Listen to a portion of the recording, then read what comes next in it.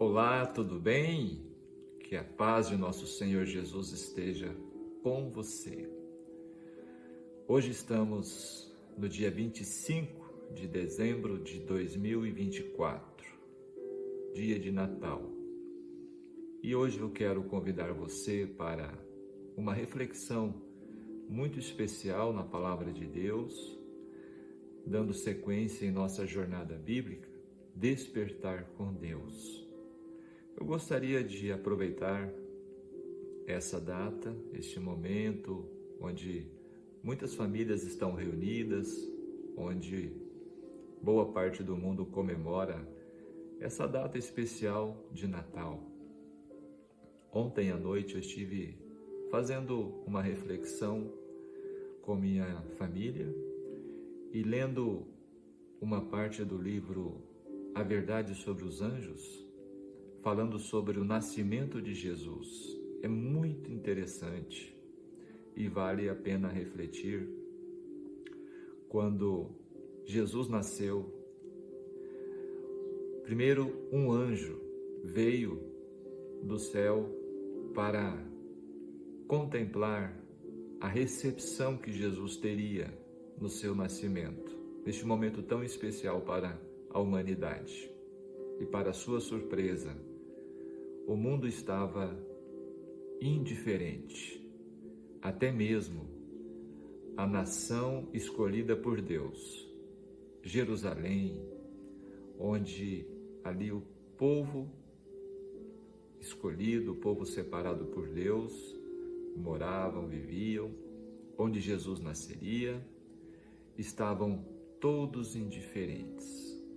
Interessante que diz que quando o anjo estava para voltar, tão triste para o céu, então ele viu um pequeno grupo de pastores que estavam apacentando o rebanho de ovelhas e estavam dialogando, estavam falando sobre a esperança do nascimento do Messias.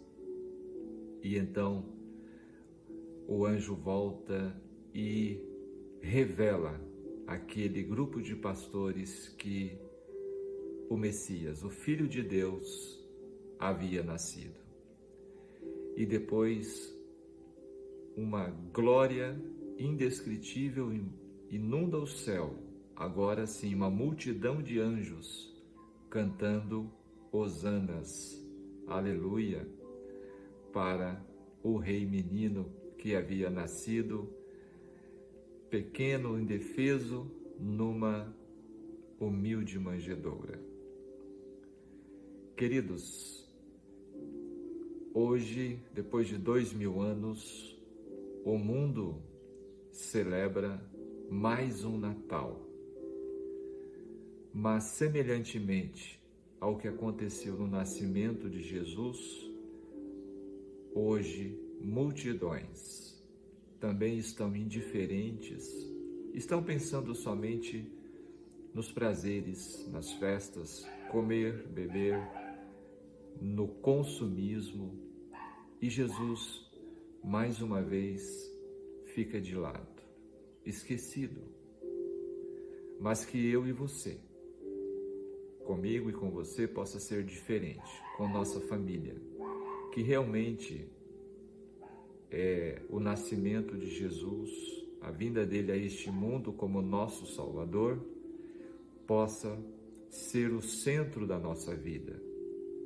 E que as coisas, as outras coisas, as coisas seculares, fazem parte da vida, não sejam o principal, mas que Jesus seja o principal.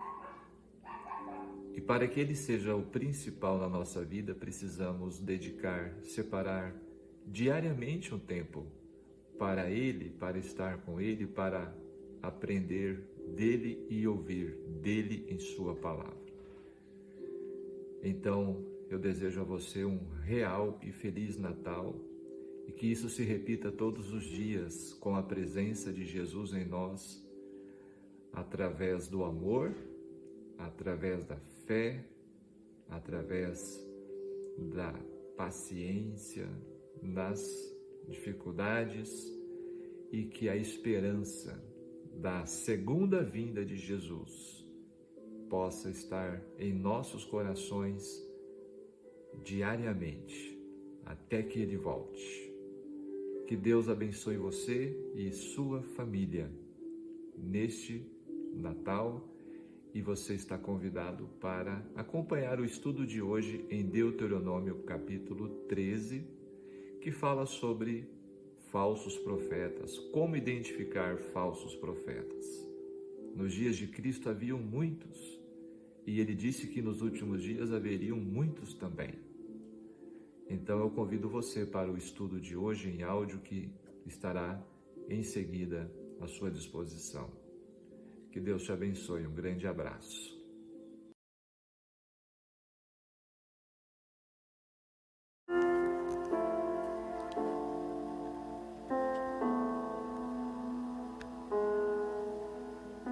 Olá, bom dia.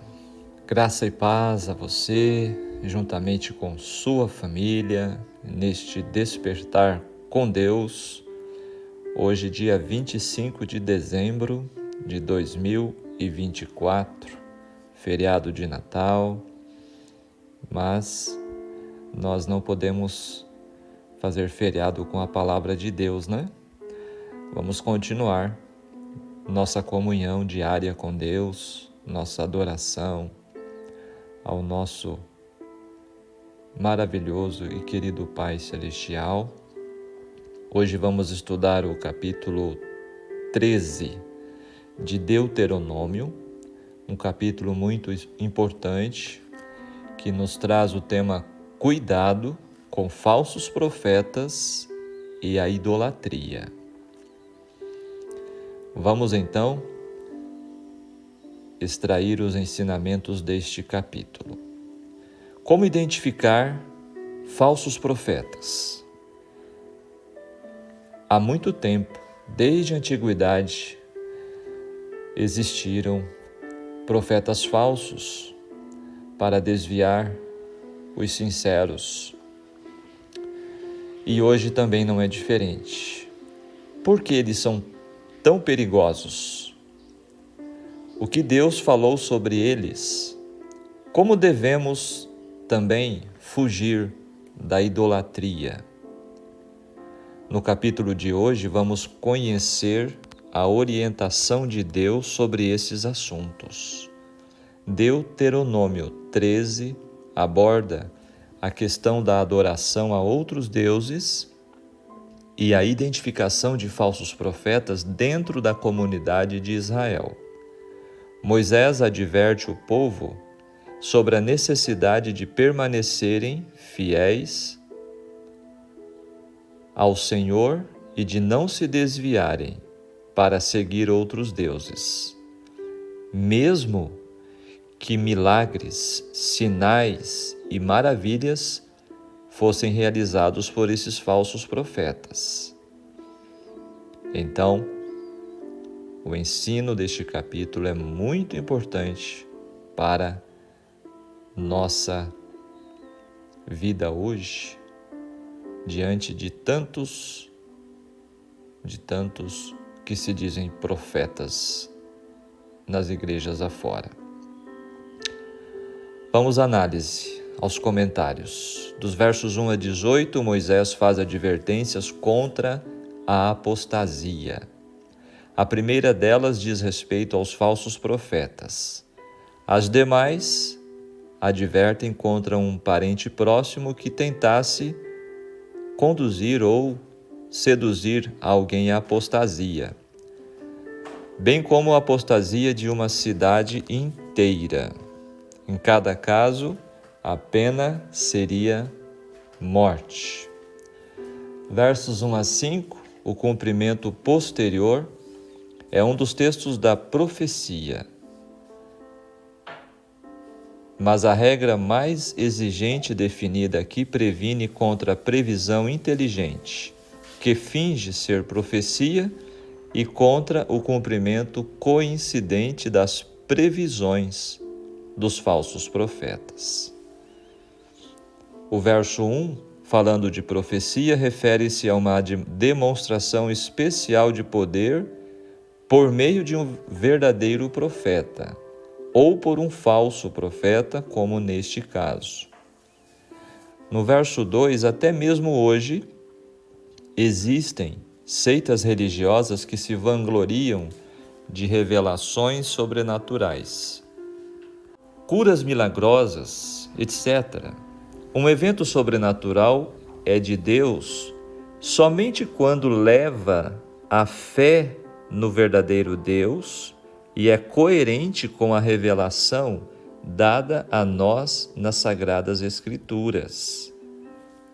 Portanto, atenção, existe um meio seguro de identificar falsos profetas, falsos mestres, falsos pastores, quem quer que se diga um representante de Deus, que é a palavra de Deus.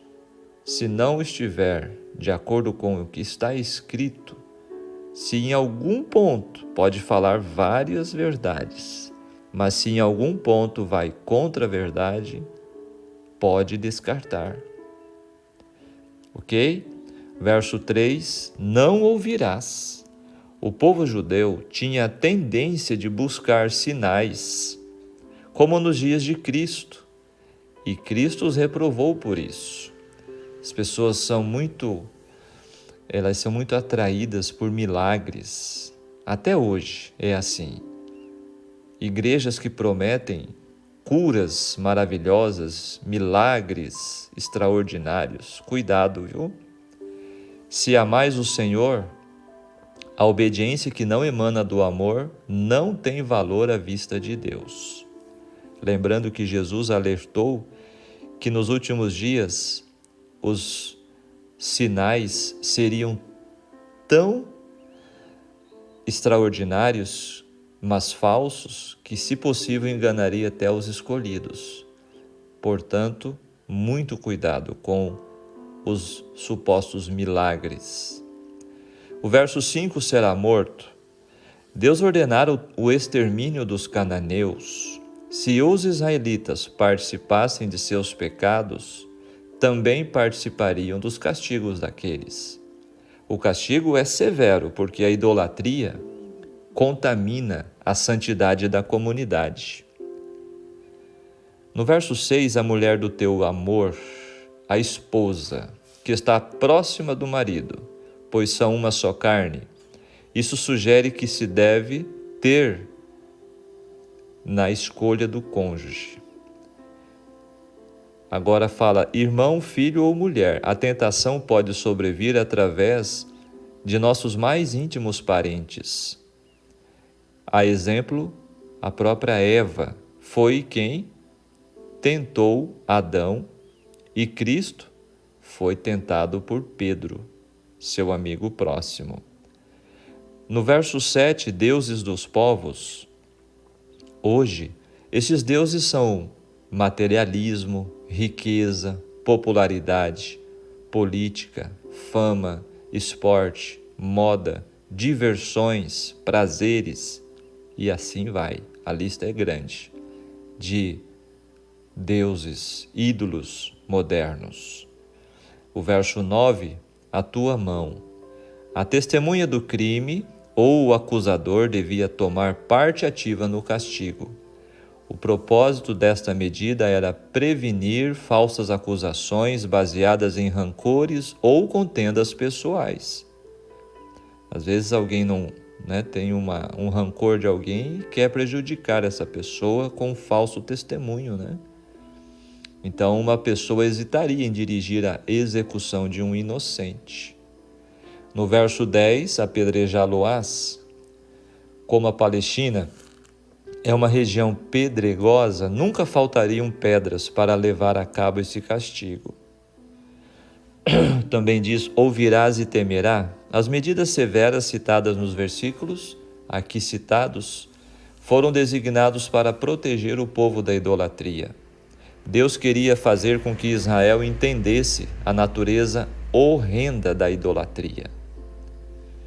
Agora, os versos 12 a 18, no terceiro caso de apostasia, temos o envolvimento de uma cidade inteira. Primeiramente, uma investigação deveria ser feita, e se o caso provasse ser verdadeiro, a cidade devia ser destruída. Note que o saque da cidade não deveria ser uma questão de vantagem pessoal, dos versos 16 a 18. A ideia de lucro poderia corromper o aspecto de julgamento daqueles que investigavam. O termo hebraico para a palavra montão é tel, que a arqueologia moderna usa para os cômoros, ou elevações nos terrenos, constituído por montões de ruínas de gerações sucessivas, de cidades enterradas que têm sido escavadas hoje pela arqueologia. Verso 12, tuas cidades. Assim como nos tempos modernos, as cidades de antigamente eram foco de violência e decadência espiritual. Comentando o verso 13, descreve malignos ou filhos de Belial. Posteriormente, essa palavra passou a ser usada como um nome de Satanás, que é a personificação da perversidade e da iniquidade. Ainda diz saíram, no verso 13, isto é, afastaram-se da associação com o povo de Deus, talvez com o propósito de formar uma nova congregação.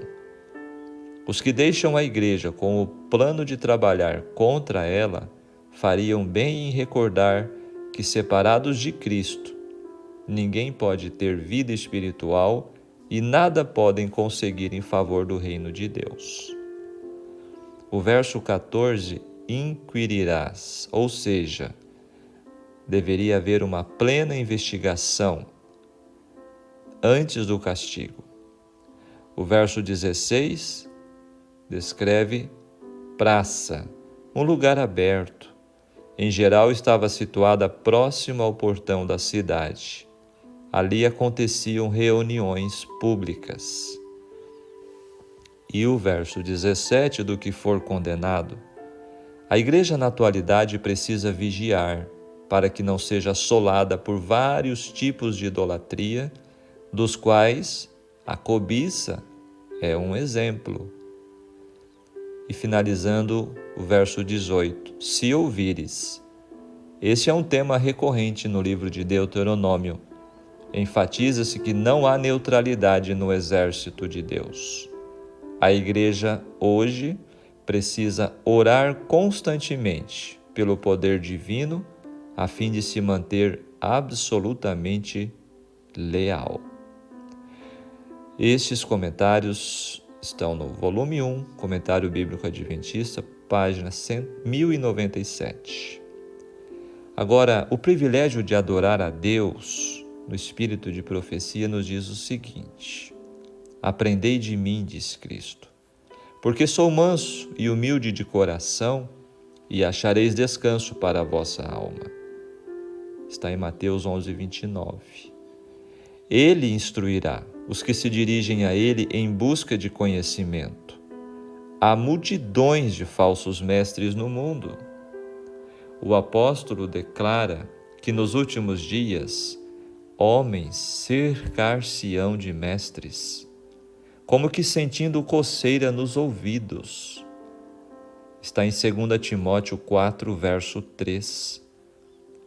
Paulo fez também este alerta, porque desejam ouvir coisas agradáveis. Cristo preveniu-nos contra eles, dizendo: acautelai-vos dos falsos profetas, que se vos apresentam disfarçados em ovelhas, mas que por dentro são lobos, roubadores ou devoradores. Pelos seus frutos os conhecereis. Está em Mateus capítulo 7, versos 15 e 16. A classe de mestres religiosos aí descrita professa ser cristã. Por isso que eu falei no começo, porque eles são tão perigosos, porque eles são disfarçados de boa gente, são disfarçados de servos de Deus. Eles têm forma de piedade, Eles parecem estar labutando para o bem das pessoas, mas estão em conflito com Cristo e seus ensinos e se acham destituídos de seu espírito manso e humilde. O bom pastor veio buscar e salvar o perdido. Ele manifestou suas obras, o seu amor por suas ovelhas. Todos os pastores que trabalham sob a direção do Supremo Pastor possuirão suas características. Eles serão mansos e humildes de coração. Fé semelhante à de uma criança traz descanso ao coração. E também atua pelo amor e sempre se interessa pelos outros. Se o Espírito de Cristo habita neles, serão semelhantes a Cristo e farão as obras de Cristo. Está na meditação matinal de 1992, página 214, esse texto. Agora, outro texto, que podemos esperar? Tem-me sido mostrados muitos que pretenderão ser especialmente ensinados por Deus e tentarão levar outros, e por erradas ideias de dever, empreenderão uma obra que Deus nunca pôs sobre eles. O resultado será confusão. Busque cada um a Deus com mais fervor por si mesmo, para que possa compreender individualmente a sua vontade. Haverá pessoas que pretenderão ter visões. Quando Deus vos der claro testemunho de que a visão é dele, podeis aceitá-la. Mas não a aceiteis sob nenhum outro testemunho, pois o povo vai ser mais e mais desencaminhado em países estrangeiros e nos Estados Unidos. Livro Mensagens Escolhidas, volume 2, página 72, traz esse alerta para nós hoje. Agora vamos aplicar este capítulo 13 para as nossas vidas em nossos dias. Amar a Deus é mais do que crer e gostar dele. É render-se a ele e apartar-se de tudo que pode afastar-nos dele. Deus deve acima de tudo e todos. Ele não deve ocupar a melhor parte de nosso tempo, mas todo o nosso tempo. Cuidado com pregadores que falsificam o Evangelho, com prognosticadores que adulteram a profecia e aqueles que se autodenominam um título que Deus nunca lhes deu. Desviar crentes do caminho do céu ao desfiladeiro do inferno, para induzir pessoas a crerem na mentira como se fosse verdade. Cuidado com amigos, familiares e pais, até mesmo pais que sutilmente intentam te afastar do caminho certo, visando te conduzir pelo caminho duvidoso. Teu amor por Deus deve estar bem acima de teu amor por quem quer que seja. Teu compromisso com Deus não deve ser maculado com ninguém que quer te afogar nas águas turvas do pecado. Cuidado com líderes carismáticos que usam toda a sua influência e habilidade para perverter a verdade. Por mais amigável, simpático e amoroso que seja, pode ser uma isca do diabo para te forçar a um rompimento em teu compromisso com Deus. O engano é real. Ele está em toda parte, inclusive no meio do povo de Deus. A espiritualidade é o alvo do maligno, pois sabe da necessidade que cada um tem de Deus. Ele oferece uma espiritualidade paralela, visando perverter os sinceros candidatos ao céu. Portanto, sem dó e sem piedade, fique longe dos enganadores, dos falsos profetas e falsos pastores. O texto em apreço é forte. No Antigo Testamento, pregadores fraudulentos eram exterminados com a morte. No Novo Testamento, falsos cristãos devem ser evitados, ignorados e resistido veementemente. pois hoje não temos pena de morte, né? Diante da possibilidade de cair no engano, procure com atenção conhecer bem a palavra de Deus, estudar diligentemente a Bíblia com oração, conhecer bem os planos de Deus para a sua vida, interpretar corretamente os ensinamentos divinos, consagrar-se o suficiente para obter discernimento contra doutrinas espúrias, falsas, dedicar-se a conhecer corretamente a verdade para perceber a sutileza do erro, entregar-se completamente ao senhorio de Cristo, render-se inteiramente à ação do Espírito Santo. Quem não tem tempo para Deus, perde tempo, vida e salvação. Importantes e solenes recomendações nos traz o estudo de hoje, né? Vamos à reflexão conclusiva. Este capítulo inteiro tem a ver com a apostasia, a qual Moisés descreve como servir a outros deuses e não ao Deus do céu. Há 3 diferentes cenários de apostasia e todos eles se resumem à frase: vamos e sirvamos a outros deuses. Certamente não seríamos tentados hoje a procurar um ídolo ou imagem para adorar em nossas casas. Hoje estamos muito mais sofisticados. Outros deuses que adoramos são coisas materiais, pessoas famosas, esportes, tecnologia, relacionamentos, atividades de lazer ou qualquer outra coisa que nos desvie da lealdade absoluta para com Deus. Isso é muito claro para nós, né? Sempre tem havido falsos profetas. Jesus mesmo falou sobre eles, mas em nossa época eles estão por toda parte. Pregadores de rua, trapaceiros tagarelas, homens que se dizem santos, profetas, sonhadores, adivinhos, e não poucos deles realizam prodígios e fazem milagres. Um dia, em breve, o maior enganador de todos os tempos, Lúcifer, o anjo caído, vai enganar o mundo por meio de sinais e maravilhas, conforme descrito em Apocalipse 13, versos 13 e 14, 2 Tessalonicenses 2, versos 9 a 10. A pergunta é: seremos fortes? Estaremos preparados o suficiente para resistir a estes enganos? Que nossa oração seja: querido Deus, eu escolho passar mais tempo contigo, com a tua palavra, porque quero estar forte e firme, enquanto muitos que me rodeiam estiverem sendo enganados por sinais e maravilhas de origem maligna.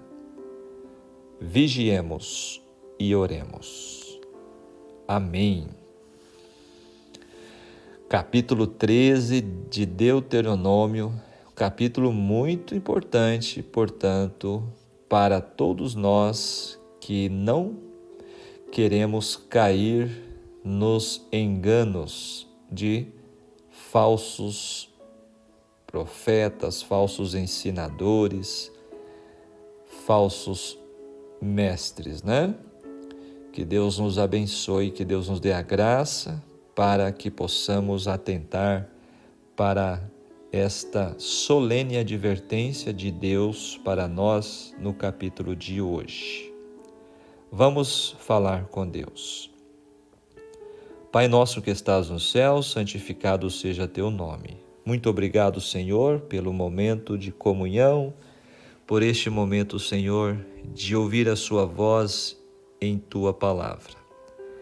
Ajude-nos para que possamos cada dia fortalecer a nossa fé, também a nossa esperança e que possamos, Senhor, também estar buscando o conhecimento para nos proteger de todos os falsos profetas e falsos ensinos que se espalham o mundo afora. Dá-nos o bom discernimento espiritual, que possamos, Senhor, ter somente a Ti e a Tua palavra como guia seguro em nossas vidas. Fica conosco, abençoe a todos que estão participando deste estudo e dá-nos a Tua graça em nome de Jesus. Amém. Muito bem, que Deus te abençoe, que Deus te guarde, tenham todos um ótimo dia e que a doce esperança de Jesus como o nosso Salvador. Hoje muitas famílias estão reunidas, muitos parentes, familiares, depois de um tempo, talvez que não se viam, estão juntos. Que Deus possa abençoar a todas as famílias e que realmente o Espírito do verdadeiro Natal, que é Jesus em nós, possa reinar em nosso coração. E não apenas festas, Não apenas prazeres desta terra, consumismo, mas que nós possamos realmente desfrutar de um verdadeiro Natal, que é o nascimento de Jesus em cada coração. Um grande abraço. Fiquem todos com Deus. Tchau, tchau.